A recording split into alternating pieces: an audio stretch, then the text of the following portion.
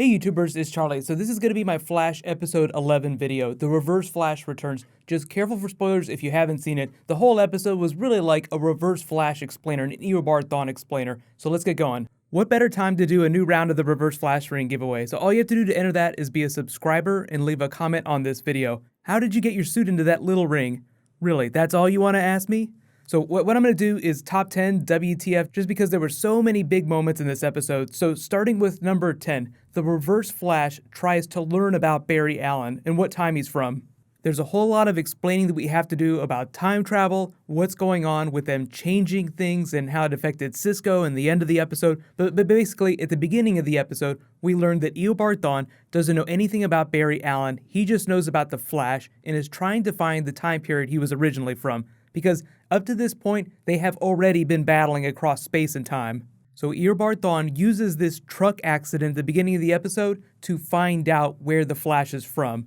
Finds the time period, and if you note, Gideon is the same voice from Legends of Tomorrow. They cast a new actress called Amy Pemberton. They said that they asked Morena Baccarin to come back, but because she was so busy with Gotham and doing other things like Deadpool, she didn't have time to continue being the voice of Gideon. So no more Morena Baccarin Gideon, which is kind of a bummer, but that's okay. On to number 9, WTF. The turtle is dead, and of course Harrison Wells denies everything.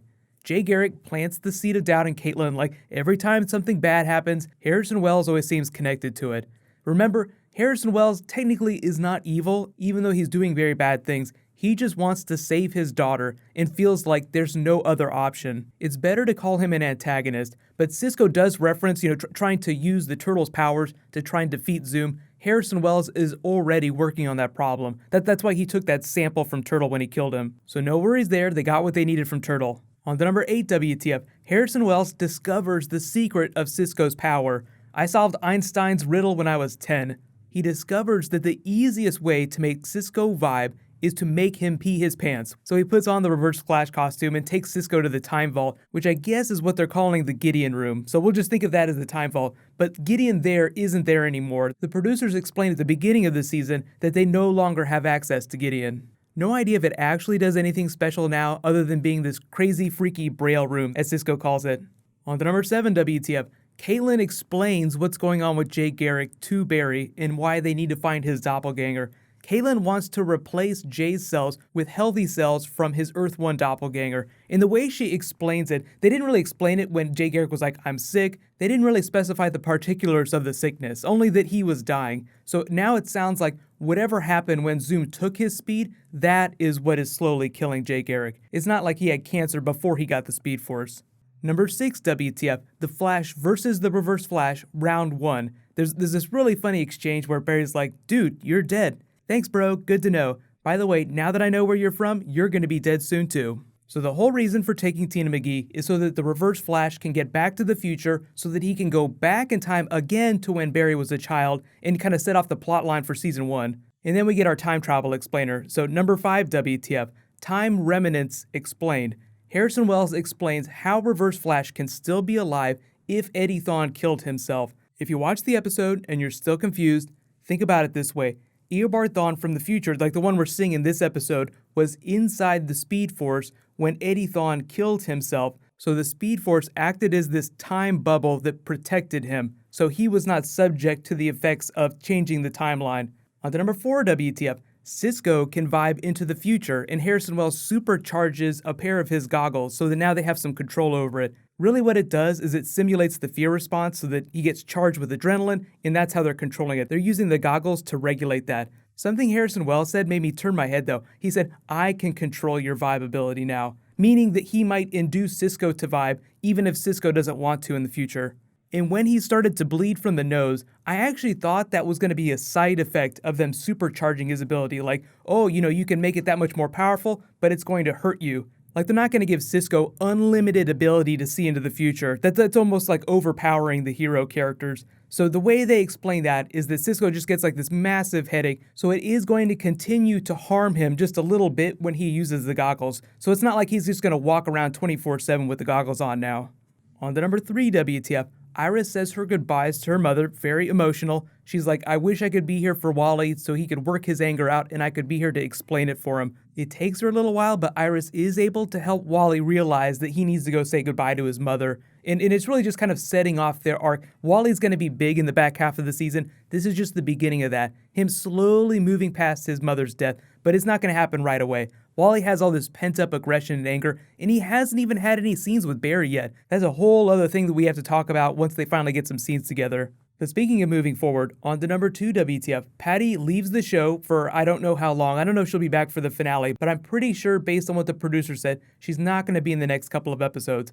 But they do have that final moment where they leave things on a good note, where she kind of cleverly tricks Barry into revealing he's the Flash. I like the way they left things. Barry stops blurring his face and he's like, I just wanted to make sure everything was okay. That's kind of his way of acknowledging, yes, I am the Flash.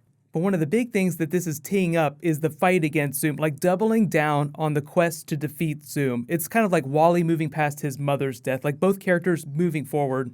And finally, on to my number 1 WTF. No surprise, this is a tie between Jay Garrick from Earth 1 being Hunter Zolomon from the comics, holy crap, and number 2, Barry being forced to send Eobard Thawne home, knowing full well that he will go back in time right after and kill his mother, and there's nothing he can do to stop it. So I'll start with the Hunter Zolomon stuff first. This is where we get into our biggest comic book Easter eggs from the episode. So if you haven't read the comics, during Jeff Johns' run, they did this big transition where they updated a lot of the classic characters, a lot of the classic villains. They also updated the Reverse Flash. So during the Silver Age, the Reverse Flash's name was Eobard Thawne. He was Professor Zoom. When Jeff Johns took over the Flash title, he updated the character, and he passed the mantle of the Reverse Flash onto a character named Hunter Zolomon, who took the name Zoom. So already everybody's freaking out going, does that mean that Jay Garrick from Earth 1 is Zoom on the TV show? No, not necessarily. All we can say now is that they're just using the name. There might be more Jay Garrick twists, but it's a way of explaining to you that Jay Garrick can't use his Earth 1 doppelganger because Jay Garrick's cells were mutated when he got the Speed Force. They're so different from his doppelganger from Hunter Zolomon's cells that they can't fix him to use Jay. No idea if the TV show is going to do anything with the Hunter Zolomon character. They could always use it as a big story arc in a future season if they want. The seed has been laid. They have planted the seed of Hunter Zolomon Zoom. My guess is that it's not going to rise above that level yet, but we might see this Hunter Zolomon character pop up again. If you want to have some fun but you don't want to read the comics, Hunter Zolomon from the comics was essentially the Eddie Thawne character in Season 1. Basically, Eddie got the Hunter Zolomon arc, but they gave him a Thawne name and they used the character in a different way. So the TV show kinda has already done a Hunter Zolomon story, they didn't use the name. Moving on to big Reverse Flash explainer. Of course, it's a big WTF twist that Barry has to set his greatest enemy free. He has to help him get home so that he can go back and kill his mother in order to save his friend. He's picking between his mother and his friend. But earlier in the episode, Harrison Wells already said that his mother was going to die no matter what they did. There's nothing they can do to change that. Couple really big things happen when Barry and then Cisco talk to Eobard Thawne in the cell. So one, Cisco kind of reveals that Eobard Thawne is responsible for all this, so he does the thing that Harrison Wells tried to stop Barry from doing. Don't tell him about any of this is how he learns about us and comes back.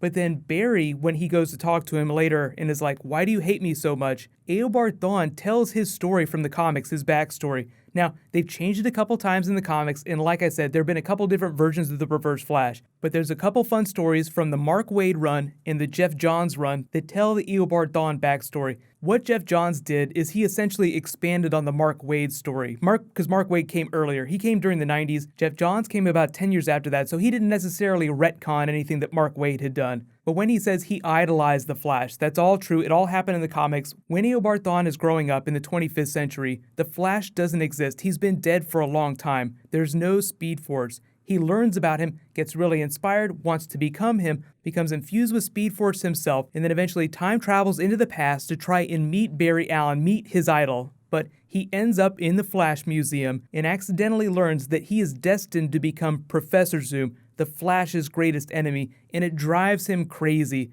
So it becomes this self-fulfilling prophecy, and that sets off the saga of the Flash versus the Reverse Flash. And then that's like a combination of the Mark Waid backstory with the Jeff Johns backstory. Jeff Johns was like a slightly bigger version of that. Originally in the comics, I think the way Professor Zoom learns about Barry Allen, learns about the past, is in a very Back to the Future way where he finds an almanac, and that's how he knows which time to go back to visit. But big Reverse Flash explainer, And how heartbreaking is it to know that he's just going to turn right back around, go back to when Barry was a child, try to kill him, and it's going to set off the storyline from season 1. So let me know in the comments what was your favorite moment from the episode, and do you think that we're going to see Hunter Zolomon pop up in some odd way in the future? I'm not expecting him or Jay Garrick to be Zoom, but I do think that they might try to use the Hunter Zolomon character in a funny way in the future, just to have some fun. If you didn't see it, next week's episode is also going to be the Tar Pit episode. He was a character that Jeff Johns created in the comics. Jeff Johns is mostly known as a writer, but he's also an artist too, and as a kid he created his own comics.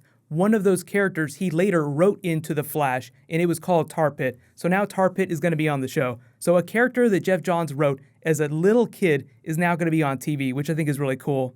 Moving on to giveaway time, congratulations to Jess Mashiro. You win the reverse flash ring that I was giving away in that Justice League video that I did last night. Please private message me on the back end of my channel so I can get your contact info. What's going to happen with the current giveaway is it'll just stay open till Legends of Tomorrow. So I'll post Arrow tomorrow, then Legends of Tomorrow on Thursday. If you guys haven't seen, there's some really cool new Firestorm powers that are going to be happening on Legends of Tomorrow this week. And tomorrow on Arrow, Felicity is going to take a shitload of drugs. It's going to be the best thing ever. Prescription strength Felicity Smoke is the best version of Felicity Smoke. So just in case you guys haven't seen it, there was a big Darkseid Justice League WTF teaser that I posted yesterday. You can click here to learn all about that. And you can click here for all my other Flash and Arrow videos. Thank you so much for watching, everybody. Let's high five. I'll see you guys tonight.